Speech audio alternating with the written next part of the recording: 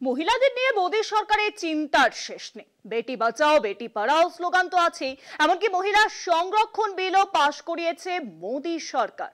মুশকিল শুধু এই, সংসদে পাশ হওয়ার ঝরঝর এই যে রিপোর্ট পাশ হওয়ার পরেও তা কার্যকরী হলো না সেই আইন।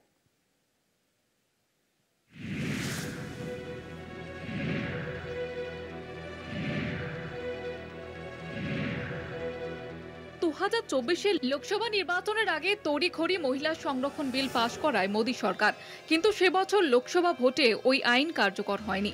কেন্দ্রীয় সরকার বলছে 2029 সালে নির্বাচন থেকে মহিলাদের জন্য আসন সংরক্ষণের নয়া আইন কার্যকর হবে। প্রশ্ন উঠেছে, কেন সংসদে পাশ হওয়ার 6 বছর পরেও কার্যকর করা যাচ্ছে না মহিলা সংরক্ষণ আইন?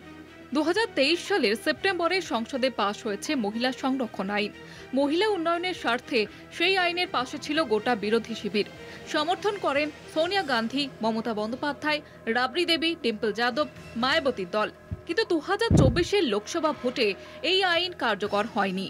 মহিলা সুরক্ষা অধিনিয়ম অনুসারে লোকসভা ও রাজ্য বিধানসভাগুলিতে 33% আসন সংরক্ষিত থাকবে মহিলাদের জন্য, যার অর্থ প্রতি 3 জনের মধ্যে একজন জনপ্রতিনিধি হবেন মহিলা। আইন কার্যকর না করতে কেন্দ্রের যুক্তি, মহিলা সংরক্ষণ আইন কার্যকর করার আগে লোকসভার আসন পুনর্বিন্যাস জরুরি। লোকসভার আসন পুনর্বিন্যাস করতে প্রয়োজন জনগণনা।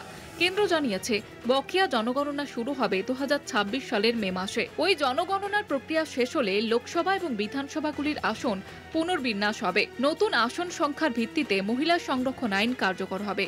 বিরোধী দলগুলি প্রশ্ন তুলেছে, এটাই যদি পরিকল্পনা ছিল তাহলে গত লোকসভা ভোটের আগে তাড়াতাড়ি ওই আইন পাশ করানোর দরকার কি ছিল? তা কি স্রেফ মোদির জুমলা?